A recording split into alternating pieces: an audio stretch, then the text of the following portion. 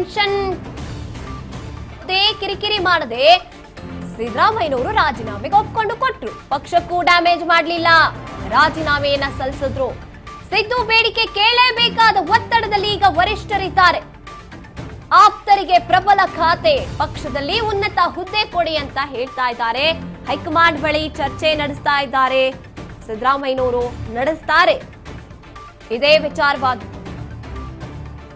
ಈಗ ಸೈಲೆಂಟ್ ಆಗಿ ತ್ಯಾಗಮಯಿಯಾದಂತಹ ಸಿದ್ದರಾಮಯ್ಯನವರೇ ಈಗ ಯಾವುದು ಕಿರಿಕಿರಿ ಮಾಡಲಿಲ್ಲ. ಹೈಕಮಾಂಡ್ ಹೇಳಿದಂತೆ ಸಲೀಸಾಗಿ ಫಾಲೋ ಮಾಡ್ಕೊಂಡು ಬಂದ್ರು. ರಾಜೀನಾಮೆಯನ್ನು ಕೂಡ ಸಲ್ಲಿಕೆ ಮಾಡಿದ್ರು. ಈಗ ಸಿದ್ದರಾಮಯ್ಯನವರು ಇಟ್ಟಿರುವಂತಹ ಬೇಡಿಕೆಯನ್ನ ಈಡೇರಿಸಲೇಬೇಕಾದಂತಹ ಪರಿಸ್ಥಿತಿಯಲ್ಲಿ ಹೈಕಮಾಂಡ್ ಇದೆ.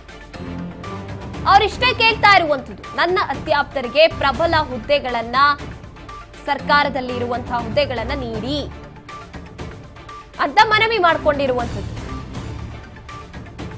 ಈಗ ಹೈಕಮಾಂಡ್ ನಾಯಕರು ಅವರನ್ನ ಕರೆಸಿ ಈ ರೀತಿಯಾಗಿ 2.5 ವರ್ಷ ಅಂತ ಒಪ್ಪಂದ ಆಗಿದೆಯಲ್ಲ, ನೀವು ರಾಜೀನಾಮೆ ಕೊಟ್ಬಿಡಿ ಅಂತ ಹೇಳಿದ ತಕ್ಷಣ ಸಲೀಸಾಗಿ ಒಪ್ಕೊಂಡು ಬಂದ್ರು. ಸರಿ ಆಯ್ತು, ನಾನು ಕೊಟ್ಟ ಮಾತಿನಂತೆ ನಿಂತ್ಕೋತೀನಿ.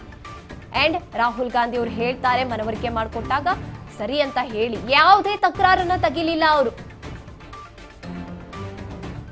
ಇಲ್ಲಿ ರಾಜ್ಯದಲ್ಲೂ ಬಂದ್ಬಿಟ್ಟು ಯಾವುದೇ ಹೊಸ ಸೀನ್ಗಳನ್ನ ಕ್ರಿಯೇಟ್ ಮಾಡಲಿಲ್ಲ, ಅಥವಾ ಡಿಲೇ ಮಾಡ್ಕೊಂಡು ಕೂರೋದಾಗ್ಲಿ, ರಾಜೀನಾಮೆ ಕೊಡೋಕೆ ನಾನು ವಿಳಂಬ ಮಾಡಬೇಕು ಅಂತ ಪ್ಲಾನ್ ಮಾಡ್ಕೊಂಡು ಏನೂ ಮಾಡಲಿಲ್ಲ. ಸಲೀಸಾಗಿ ಒಪ್ಕೊಂಡು ಅವ್ರದ್ದು ಏನು ಜವಾಬ್ದಾರಿ ಇದೆ. ರಾಹುಲ್ ಖರ್ಗೆ ಆಯ್ತು, ಈಗ ವೇಣುಗೋಪಾಲ್ ಅವರನ್ನ ಭೇಟಿಯಾಗ್ತಾರೆ. ಕೆ.ಸಿ. ವೇಣುಗೋಪಾಲ್ ಅವರನ್ನ ಭೇಟಿಯಾಗಿದ್ದಾರೆ ಸಿಎಂ ಸಿದ್ದರಾಮಯ್ಯನವರು ದಿಲ್ಲಿಯಲ್ಲಿ. ಹೈಕಮಾಂಡ್ ಜೊತೆ ಸಿದ್ದು ಮಾತುಕತೆ ಆಯ್ತು. ಒಬ್ಬೊಬ್ಬರೇ ವರಿಷ್ಠರನ್ನ ಭೇಟಿಯಾಗಿದ್ದಾರೆ ಸಿದ್ದರಾಮಯ್ಯನವರು. ಹೊರಟಿದ್ದಾಯ್ತು ರಾಜೀನಾಮೆ ಬಳಿಕ ಧನ್ಯವಾದವನ್ನ ಪ್ರತಿಯೊಬ್ಬರಿಗೂ ಕೂಡ ಹೇಳ್ಕೊಂಡು ಬಂದಿದ್ದಾರೆ. ಕೆ.ಸಿ. ವೇಣುಗೋಪಾಲ್ ಅವರನ್ನ ಕೂಡ ಭೇಟಿ ಮಾಡಿ ವಾಪಸ್ ಆಗ್ತಾ ಇರುವಂತದ್ದು. ಪ್ರತಿಯೊಬ್ಬ ನಾಯಕರು ಆರಂಭದಲ್ಲಿ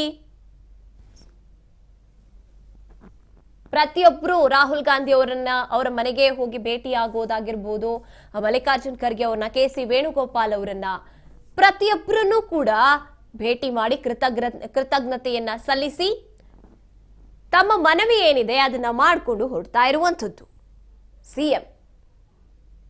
ಎಸ್, ಹಾಗೆ ನೋಡ್ತಾ ಹೋದಾಗ ಎಂತ ಪ್ರಭಾವಿ ನಾಯಕ ಸಿಎಂ ಸಿದ್ದರಾಮಯ್ಯನವರು. ಅವರು ರಾಜೀನಾಮೆ ಕೊಡೋದಕ್ಕೆ ಇಷ್ಟು ಬೇಗ ಅವರು ಒಪ್ಕೊಂಡ್ಬಿಟ್ಟು ಬರ್ತಾರೆ, ರಾಜೀನಾಮೆ ಕೊಟ್ಟೇ ಬಿಡ್ತಾರೆ ಅಂತ ಯಾರು ಕೂಡ ನಿರೀಕ್ಷೆ ಮಾಡಿರ್ಲಿಲ್ಲ. ಯಾಕಂದ್ರೆ ಅಷ್ಟು ಪ್ರಭಾವ ಇರುವಂತ ಸಿಎಂ ಸಿದ್ದರಾಮಯ್ಯನವರು ಪ್ರತಿಯೊಬ್ಬರ ಒಂದು ಬೇಡಿಕೆ ಕೂಡ ಇತ್ತು, ಬೇಡ ನೀವು ರಾಜೀನಾಮೆ ಕೊಡೋದು ಅಂತ. ಅವರ ಅತ್ಯಾಪ್ತರಿಂದ ಹಿಡಿದು ಒಂದ್ ರೀತಿಯಾಗಿ ಹೈಕಮಾಂಡ್ ಕೂಡ ಮಾತು ಕೊಟ್ಟಿದ್ದೀವಿ, ಅದನ್ನ ಉಳಿಸ್ಕೋಬೇಕು ಅನ್ನೋದಕ್ಕೆ 2.5 ವರ್ಷ ಆದ ನಂತರದಲ್ಲಿ ಒಂದ್ ರೀತಿಯ ಗ್ರೇಸ್ 6 ಮಂತ್ಸ್ ಕೊಟ್ಟಿತ್ತು. ಅದಾದ ನಂತರದಲ್ಲಿ ಇದು ಬದಲಾವಣೆ ಆಗ್ಬೇಕು ಅಂತ ನಾವೇನ್ ಮಾತು ಕೊಟ್ಟಿದ್ವಿ, ಸರ್ಕಾರ ರಚನೆ ಆದಾಗ ಅದರಂತೆ ನಾವು ನಡಿಬೇಕು ಅಂತ ಬದಲಾವಣೆಯನ್ನ ಮಾಡಿ ಅಂತ ಕೇಳ್ಕೊಂಡಿರುವಂಥದ್ದಷ್ಟೇ. ಹೈಕಮಾಂಡ್ ನಾಯಕರಿಗೂ ಕೂಡ ಒಂದ್ ರೀತಿಯಾಗಿ ಸಿಎಂ ಸಿದ್ದರಾಮಯ್ಯನವರು ರಾಜೀನಾಮೆ ಕೊಡುವಂಥದ್ದು, ಅಲ್ಲಿ ಏನೇನೆಲ್ಲ ಬದಲಾವಣೆಗಳಾಗಬಹುದು, ಮಹತ್ತರವಾದಂಥ ಬದಲಾವಣೆಗಳಾಗುತ್ತೆ. ಯಾಕಂದ್ರೆ ಅಷ್ಟು ಪ್ರಭಾವ ಇಟ್ಕೊಂಡಿರುವಂತ ಒಬ್ಬ ವ್ಯಕ್ತಿಯನ್ನ ಅಷ್ಟು ಸಲೀಸಾಗಿ ನಾವು ರಾಜೀನಾಮೆ ಕೊಟ್ಬಿಡಿ ನೀವು ಅಂತ ಹೇಳುವಂಥದ್ದು ಹೈಕಮಾಂಡ್ ನಾಯಕರಿಗೂ ಕೂಡ ಒಂದು ರೀತಿಯಾಗಿ ಮನಸ್ಸಿಲ್ಲದ ಮನಸ್ಸಿನಲ್ಲಿ ಹೇಳಿರ್ತಾರೆ. ಆದ್ರೆ ಅದು ರೂಲ್ಸ್, ಅದನ್ನು ಫಾಲೋ ಮಾಡಲೇಬೇಕಾಗಿತ್ತು.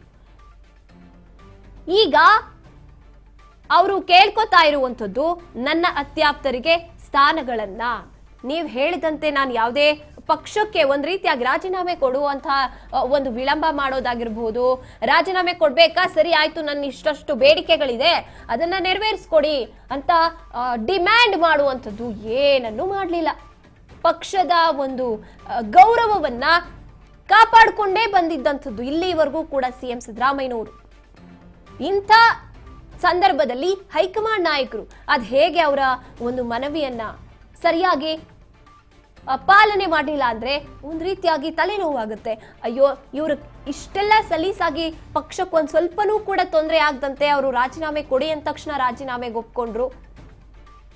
ಈಗೇನು ಮಾಡುವಂಥದ್ದು ಇಂತಹ ಸಂದರ್ಭದಲ್ಲಿ ಅಂತ ಹೈಕಮಾಂಡ್ ನಾಯಕರು ಇವಾಗ ಯೋಚನೆ ಮಾಡ್ತಾ ಇರ್ತಾರೆ.